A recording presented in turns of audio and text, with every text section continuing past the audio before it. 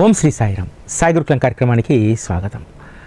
బాబా సహచర్యం ఎంత గొప్పదంటే ఆయన సహచర్యంలో చిన్న లోటును కూడా ఆయన రానియాడు. మనిషి దేనికోసమైతే తప్పిస్తాడో, ఏదైతే కోరుకుంటాడో ప్రతిదాన్ని కూడా నిదర్శనంగా బాబా మనకు చూపెడతారు. ఈరోజు మనందరము కూడా పనిచేసే చోట, ఇంట్లో, పిల్లల దగ్గర, భార్య దగ్గర, భర్త దగ్గర అంతటా ఒకదాన్ని కోరుకుంటాం. అదేమిటి? ఐడెంటిటీ, గుర్తింపు. నేను చేస్తున్నటువంటి పనిని యాజమాన్యం గుర్తిస్తుందా, నా సహచరులు గుర్తిస్తున్నారా అనేటువంటిది ప్రతి ఒక్కరిలో కూడా ప్రతిరోజు ఇది తపన ఉంటుంది.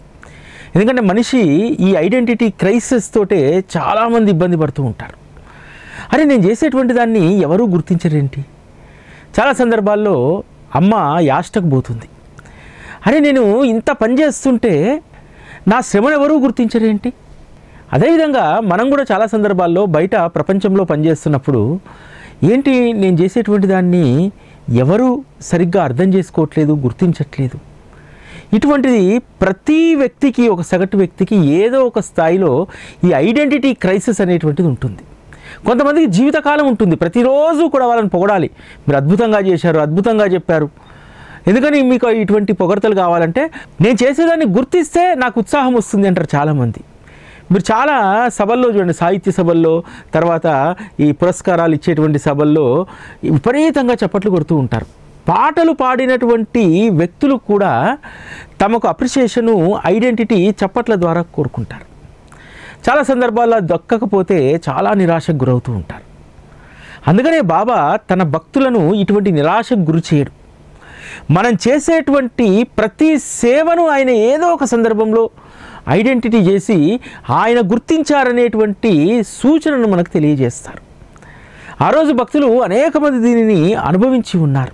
సీతాదేవి తర్కడు ప్రతిరోజు నివేదన చేస్తున్నాననేటువంటి విషయం, దాన్ని తాను స్వీకరిస్తున్నటువంటి విషయాన్ని ఎంత అద్భుతంగా సీతాదేవి తర్కడుకు బోధిస్తారు. వారు షిరిడీలో వచ్చి ఉంటే, అమ్మా నేను ఈరోజు బాంద్రాకు వెళ్ళాను, తినడానికి ఏమీ లేదమ్మా అని అంటారు. అంటే నువ్వు చేసేటువంటి సేవను నేను గుర్తిస్తున్నాను. అదేవిధంగా అనేక సందర్భాల్లో అనేక మంది భక్తులకు ఇటువంటి అనుభవాలే ఇచ్చారు. సావిత్రిబాయి టెండూల్కర్కు ఇచ్చినటువంటి అనుభవం మామూలు అనుభవం కాదు. ఆమె వకుల పుష్పాలు వచ్చేటువంటి ఆ సీజన్లో బాబాను వకుల పుష్పాల మాల వేయడమే కాదు, వకుల పుష్పాలన్నింటినీ కూడా కూర్చి బాబా పటం మీద బాబా నామం చెప్తూ భజన చేస్తూ బాబా ఫోటో పూర్తిగా కప్పబడేదాకా దాంతో పూజ చేసేటువంటిది. సాధారణంగా సావిత్రిబాయి టెండూల్కర్కు ఎదురైనటువంటి అనుభవాన్ని అనేక సందర్భాల్లో విన్నాం. కానీ ఆవిడ 660వ అభంగంలో దాని యొక్క సందర్భాన్ని ఎంత అద్భుతంగా రాస్తారంటే మన కళ్ళకు కట్టినట్టుంటుంది.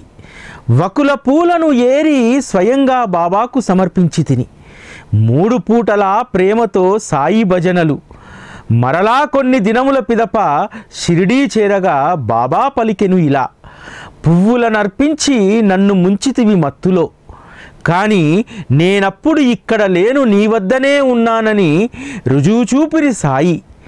సాయిని భక్తి విశ్వాసాలతో పూజించిన నిజభక్తుణ్ణి తానే స్వయంగా గుర్తించును. ఐడెంటిటీ నిజంగా ఎంత గొప్ప అనుభవం ఆమెకు. ఆవిడ మైమర్చిపోయేది బాబా సంబంధించి ఆ భజనలో, ఆ స్మరణలో తనను తాను మర్చిపోయేది.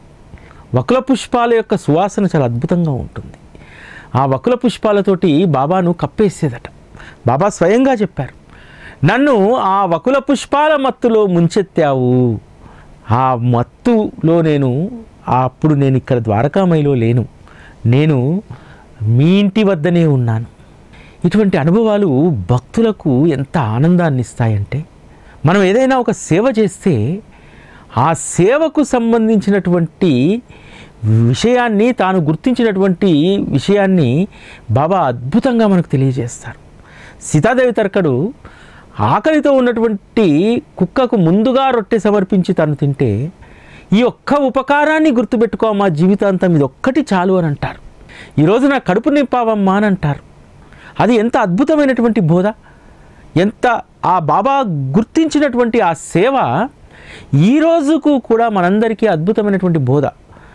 మనము ఏ జీవికి సమర్పించినా సరే బాబా గుర్తిస్తాడు. దాని నిదర్శనాలు ఏమీ మనం కోరుకోం నిజంగా. అంతేకాదు అనేక జీవులకు బాబాకు సంబంధించినటువంటి ఏదైనా కార్యం జరుగుతుంటే ఖచ్చితంగా అవి గుర్తిస్తాయి. గుర్తించి అక్కడ ఈరోజు నాకు తప్పకుండా భోజనం లభిస్తున్నటువంటి విశ్వాసంతో ఉంటాయి. ఎందుకంటే వరాల సాయి మందిరంలో మేము ప్రతి గురువారం కూడా వంటలు అయిపోగానే కాలభైరవ స్వరూపాలు గుంపులుగా వస్తారు. ఫస్ట్ వాటికి భోజనం పెట్టిన తర్వాత వాటిని శాంతించిన తర్వాత అందరికీ పెడతాం. మరి రోజు రారే, ఆ రోజే ఎందుకు వస్తారు? అనేక మంది ఇళ్లల్లో ఫంక్షన్స్ జరుగుతాయి కదా, లేకపోతే ఏదో ఒక విందులు వినోదాలు జరుగుతాయి కదా, మరి అక్కడికి గుంపులుగా వీరు వెళ్ళరే? ఎందుకు బాబా మందిరానికే వస్తారు? ఖచ్చితంగా ఇక్కడ దొరుకుతుంది, ఈరోజు ఖచ్చితంగా ఆహారం మాకు దొరుకుతుంది అనేటువంటి విశ్వాసం. ఆ విధంగా మనం చేసేటువంటి సేవను ఖచ్చితంగా బాబా గుర్తిస్తాడు. ఇటువంటి విషయాల్లో బాబా మనల్ని ఖచ్చితంగా గుర్తించారనేటువంటి నిదర్శనం మనకు ఇస్తూ ఉంటారు. ఆ రోజు వరాల సాయి మందిరం ప్రాంగణంలో భోజనం చేసినటువంటి ఈ శునకాలన్నీ కూడా మళ్ళీ రాత్రి మేము ఇంటికి వెళ్తుంటే మాతో పాటు వరుసగా వచ్చి ఇంటి దాకా దింపేస్తాయి. అంటే కృతజ్ఞత, మీరు ఈరోజు భోజనం పెట్టారు అనేటువంటి కృతజ్ఞత. అదేవిధంగా మనం చేసినటువంటి సేవను ఖచ్చితంగా బాబా గుర్తించారనేటువంటి నిదర్శనం. ఇటువంటి అన్నీ కూడా మన జీవితంలో ఒక అద్భుతాలు. ఎందుకంటే మనం అనేక మందికి మనుషులకు సేవ చేస్తూ ఉంటాం, ఎవడు కూడా గుర్తించడు, అవసరం కోసమే, స్వార్థం. కానీ బాబా అలా కాదు, మనం చేసేటువంటి చిన్న సేవను కూడా బాబా గుర్తిస్తాడు. గురు పౌర్ణమి అర్పణం సందర్భంగా కొత్తగా సాయి టీవీ చూస్తున్నటువంటి ఒక ఆవిడ అర్పణం కోసం 1515 రూపాయలు కట్టింది. కట్టిన తర్వాత మనసులో ఎవరికైనా సంశయాలు, అనుమానాలు ఉంటాయి. ఎందుకంటే రోజులు అలా ఉన్నాయి కాబట్టి, నేను చెల్లించినటువంటి డబ్బు నిజంగా బాబాకు చేరుతుందా చేరదా అనేటువంటి సంశయం ఉంది. సరిగ్గా ఆమెకు దక్షిణ సమర్పించినటువంటి రోజు రాత్రి బాబా స్వప్నంలోకి వచ్చి, అమ్మా నీ 15 నాకు ముట్టాయమ్మా అని అన్నాడట. అంటే ఎవరమైనా సరే ఏ సంశయంతో ఉన్నా ఐడెంటిటీ, మరి బాబాకు చేరాయా లేదా, బాబా నన్ను గుర్తించాడా లేనటువంటి ఒక ఐడెంటిటీ క్రైసిస్ ఉంటుంది కదా, ఆ ఐడెంటిటీ క్రైసిస్ అన్నింటినీ కూడా బాబా ఏదో ఒక రూపంలో దాటిని తీసేస్తూ ఉంటారు. చాలామందికి గొప్ప అనుభవాలు ఇస్తూ ఉంటారు. నాందేడ్ సెటు మొట్టమొదటిసారిగా షిరిడీకి రావడం, నాకు ఇంతకు మునిపే ₹3.14 ఇచ్చావన్నారు. అంటే నువ్వు చేస్తున్నటువంటి సేవను నేను మెచ్చాను.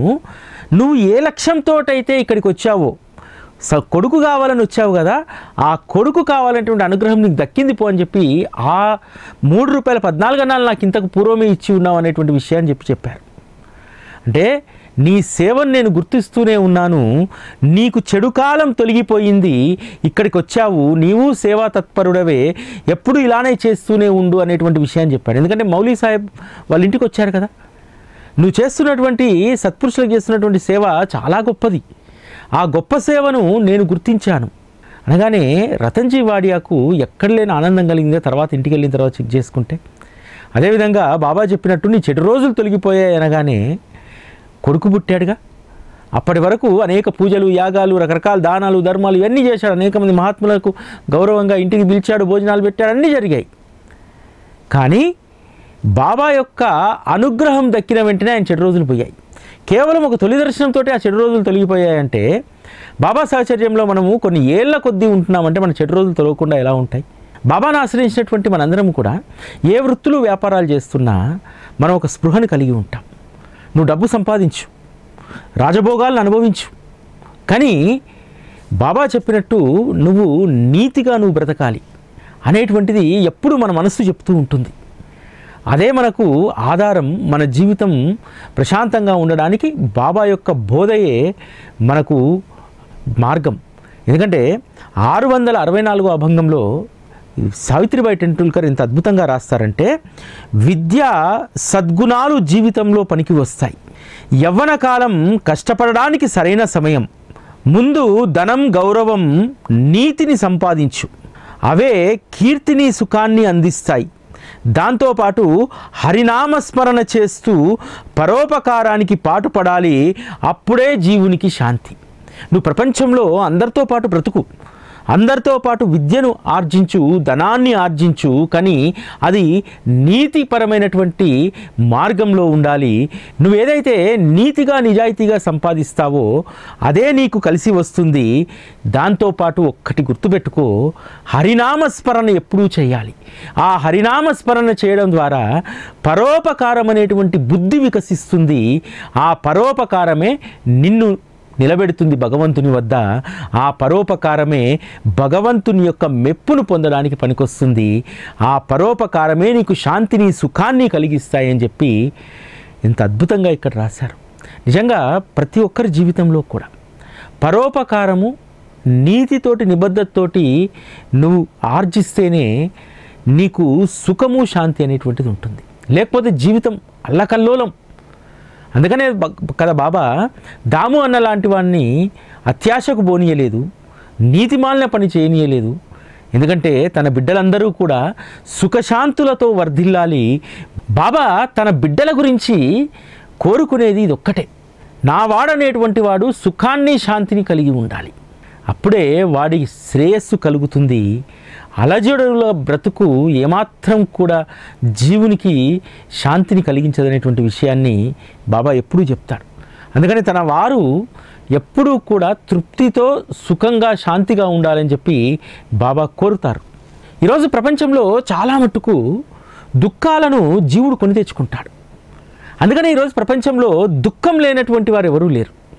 అదేవిధంగా ప్రపంచంతో, లౌకికంతో అనుబంధం ఏర్పరచుకున్నటువంటి వాళ్లకు ఎప్పుడూ వారికి దుఃఖం ఉంటూనే ఉంటుంది. కానీ దుఃఖాన్ని దూరం చేసుకోవాలంటే, నీకు అసలైనటువంటి ఆత్మబంధువు ఎవరో తెలుసుకోవాలంటే సద్గురువు యొక్క పాదాలను ఆశ్రయించి చూడమని చెప్తుంది 666వ అభంగంలో శ్రీమతి సావిత్రిబాయి టెండూల్కర్. దుఃఖం లేని వారు ఈ జగత్తులో లేరు, తమ కర్తవ్య కర్మలో నిమగ్నమైనటువంటి వారికి ఇవి తప్పవు. సాధువులు దీనికి అతీతులు కనుక భగవంతునితో అనుబంధం ఏర్చుకున్న పొందగలవు శాంతి సౌఖ్యం. దేవా నాలో కలుగజేయి భక్తిభావం. ఎందుకంటే ప్రపంచంలో వచ్చేటువంటి దుఃఖాలన్నీ కూడా 100% మనం నడిపేటువంటి సంబంధ వ్యవహారాల్లోనే ఉంటాయి. ఇక్కడ అద్భుతంగా రాశారు కదా, కర్తవ్య కర్మలో నిమగ్నమై ఉన్నటువంటి వారికి ఈ యొక్క దుఃఖాలు తప్పవు. ఎందుకంటే అనవసరమైనటువంటి బంధాలన్నింటినీ కూడా మనం పెనవేసుకుంటాం. ఈరోజు మనకు ఒక 10 సంవత్సరాల తర్వాత కొత్త బంధుత్వాలు వస్తాయి, ఆ తర్వాత మరికొత్త బంధుత్వాలు వస్తాయి. కుటుంబం పెరిగిన కొద్దీ బంధుత్వాలు మారుతూ ఉంటాయి, పెరుగుతూ ఉంటాయి. కానీ ఇవేవి కూడా పెరుగుతున్నటువంటి బంధుత్వాలు నీకు ఆపద వస్తే ఒక్కరూ రారు, నువ్వు వారి నుంచి ఏమీ ఆశించలేవు. అందుకనే ఇక్కడ అద్భుతంగా చెప్తుండ్రి, భగవంతునితో బంధం ఏర్పరచుకున్న పొందగలవు శాంతి సుఖం. మిగతా బంధాలు ఏవి కూడా నీకు శాంతిని, సుఖాన్ని ఇవ్వవు.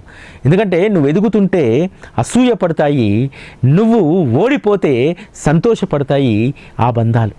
కానీ సద్గురువు యొక్క బంధం అలాంటిది కాదు. సద్గురువు యొక్క బంధాన్ని పెనవేసుకున్నటువంటి వారు ఎప్పుడూ కూడా ఒక రక్షణ వలయంలో ఉంటారు. తనతో ఆత్మబంధం ఉన్నటువంటి వారిని ఎప్పుడూ కూడా బాబా రక్షిస్తూ ఉంటారు.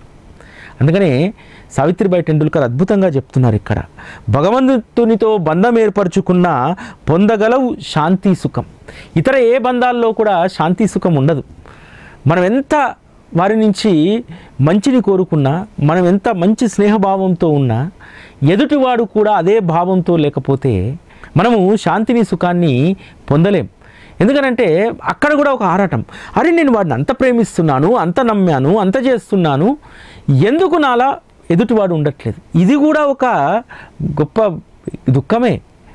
ఈ దుఃఖం కూడా అసలు మనకు అనవసరము. ఎందుకంటే మన బంధం, అనుబంధం సద్గురువుతో ఉంది. ఆ సద్గురువుతో ఉన్నటువంటి బంధం, అనుబంధం శాంతిని, సుఖాన్ని ఇస్తుంది. అదే మన జీవితానికి గొప్ప ఆభరణం. మన జీవితం సుఖంగా ఉండడానికి సద్గురువుతో ఉన్నటువంటి ఆత్మబంధమే ప్రధానం అని చెప్పి అందరం భావించాలి. అంతేకాదు, ఒకసారి సద్గురువును ఆశ్రయించిన తర్వాత నువ్వు సర్వస్వ శరణాగతి చేస్తేనే నీ జీవితంలో ప్రతిదీ జరిగేది, జరగబోయేది సద్గురువు నిర్ణయం ప్రకారమే అని చెప్పి నువ్వు భావిస్తే తప్ప సద్గురు తత్వంలో నువ్వు పూర్తిగా నిమగ్నం కాలేవు. ఎందుకంటే జీవితం చాలా వేగంగా గడిచిపోతూ ఉంటుంది. మనం అనుకుంటాం ఈరోజు కాదు రేపులే బాబా భజన, ఈరోజు కాదు రేపులే బాబా స్మరణ అని అనుకుంటాం. కానీ ఆయువు కరిగిపోతూనే ఉంటుంది. ఆయువు కరిగిపోతున్నప్పుడు ఎంత జాగ్రత్తగా ఉండాలనేటువంటిది 667వ అభంగంలో చెప్తారు. నీ భజనను లేకుండానే గడిచిపోయని వయస్సు, పెద్దలు చూపిన బాటను మరిచెను మనస్సు, అద్వితీయమైన గ్రంథాల సారమును నిత్య నియమానుసారం ప్రకారం వింటున్నాను, కనుకే నీ పాదాలను ఆశ్రయించాను, ఇక నా చింత సాయికే సుమ. నా చింతనిగా నేను పట్టించుకోవాల్సిన అవసరం లేదు, ఆయనకు అప్పగించేశాను, ఆయన్నే దాన్ని పట్టించుకుంటాడు, ఆయన్నే దరి చేరుస్తారు. ఎందుకనంటే భజనలు లేకుండా, అంటే భగవంతుని స్మరణ లేకుండా ఆయువు కరిగిపోతే ఈ జన్మలో నువ్వు ఏమీ మూట కట్టుకోలేవు. మనస్సు చాలా చంచలమైనటువంటిది. పెద్దలు చూపెట్టినటువంటి మార్గాన్ని అది మరిపిస్తుంది, మరిపించి నిన్ను అధోగతి పాలు చేస్తుంది మనస్సు.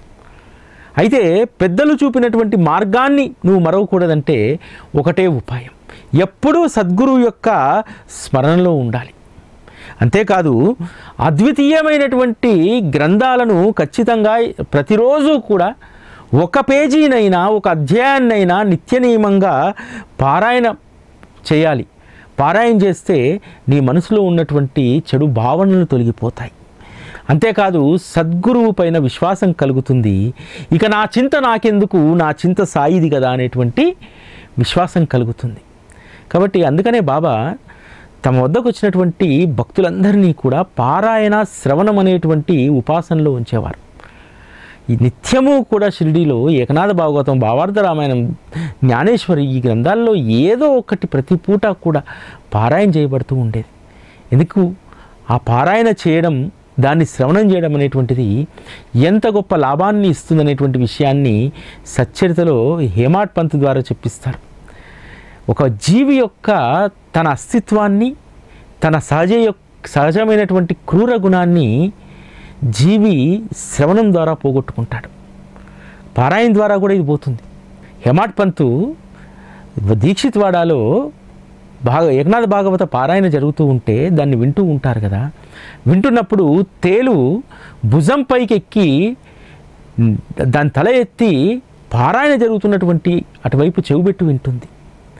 అంటే శ్రవణం అనేటువంటిది నీలో ఉన్నటువంటి క్రూరత్వాన్ని పూర్తిగా తొలగిస్తుంది, అవగుణాలను తొలగిస్తుంది, అటు వర్గాలను తొలగిస్తుంది, నిన్ను నిర్మలం చేస్తుంది శ్రవణం. అందుకనే బాబా శ్రవణానికి ఇచ్చినటువంటి ప్రాధాన్యత, మననానికి ఇచ్చినటువంటి ప్రాధాన్యత సచ్చరితలో ఎన్నిసార్లు శ్రవణం అనేటువంటి మాటను హేమాడ్ పంత్ వాడతారో కదా. ఆ విధంగా ఎవరికైతే శ్రవణ లాలస ఉంటుందో వారు అదృష్టవంతులు. వినగలిగేటువంటి ఓపిక ఉన్నటువంటి వాడి జీవితమే సార్థకతమవుతుంది. ఎందుకంటే చాలామంది ఎవరైనా చెబుతూ ఉంటే వినకుండా ఎక్కువగా మాట్లాడుతూ ఉంటారు. దానివల్ల ఎదుటి వ్యక్తి విలువైనటువంటి విషయాన్ని చెప్దామనుకున్నా చెప్పలేడు. కాబట్టి ఏ విషయమైనా, అది గ్రంథపారాయణైనా, వ్యక్తుల గురించి సంబంధించినటువంటి విశేషాలైనా ముందు వినేటువంటి ఓపిక నీకు ఉండాలి. ఆ శ్రవణం నీకు ఎంతో మేలు చేస్తుంది.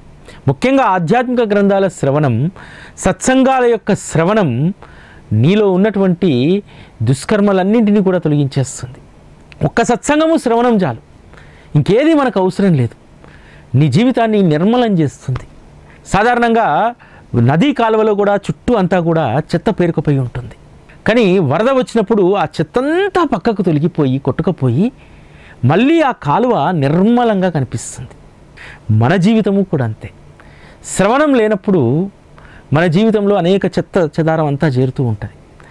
ఒక్కసారి శ్రవణాన్ని మళ్ళీ అలవాటు చేసుకున్నామనుకో, నది కాలువ చుట్టూ పేరుకుపోయినటువంటి చెత్త పూర్తిగా సమూలంగా కొట్టుకుపోయినట్టు మనలో ఉన్నటువంటి దుర్గుణాలన్నీ కూడా కొట్టుకుపోతాయి. శ్రవణానికి ఉన్నటువంటి అద్భుతమైనటువంటి ప్రాధాన్యత అది.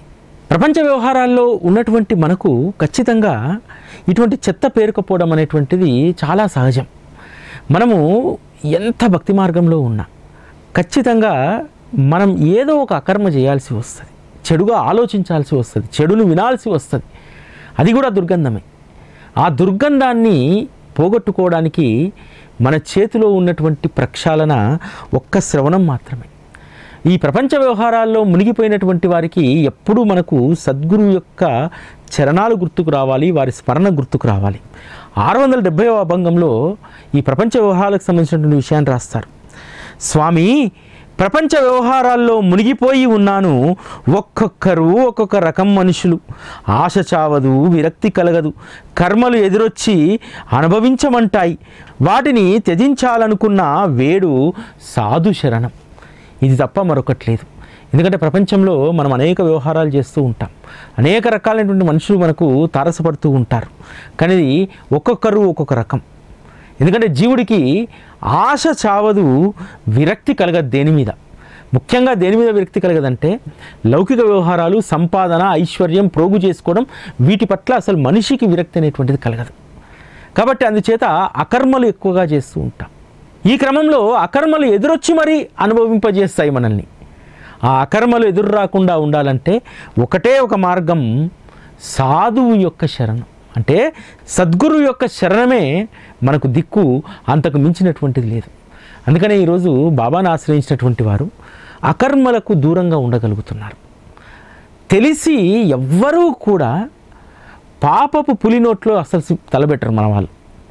ఎందుకనంటే అది మింగుతుందని తెలుసు. అదేవిధంగా పాము తలపైన కాలు పెట్టడం కూడా ప్రమాదం. అందుకనే బాబా మార్గాన్ని ఎంచుకున్నటువంటి వాళ్లకు ఈ స్పృహ ఉంటుంది. అందుకనే ఇతరుల కంటే మన యొక్క అకర్మలు చాలా తక్కువగా ఉంటాయి. ప్రపంచంలో ఉంటున్నాం కాబట్టి చేయక తప్పవు. కొన్ని చేస్తూ ఉంటాం, మాటల ద్వారా, చేతల ద్వారా కొన్ని చేస్తూ ఉంటాం, తప్పదు. చాలామంది అనుకుంటూ ఉంటారు, నేను బాబా మార్గంలో ఉన్నా, నేనే అకర్మలు చేయట్లేదు, నేను శుద్ధపూసనని చెప్పి. కాదు, ఎంత శుద్ధపూసైనా ఎక్కడ ఒక ఇసుకరైనంత మాట తుల్లక తప్పదు, ఇతరుల గురించి చెడుగా ఆలోచించక తప్పదు. చెడు ఆలోచన కూడా అకర్మే అనేటువంటి విషయాన్ని మనం గుర్తెరగాలి. ఇది ఈరోజు సాయి గురుకులం. మళ్ళీ రేపటి కార్యక్రమంలో కలుసుకుందాం. అప్పటి వరకు సెలవు. నమస్కారం.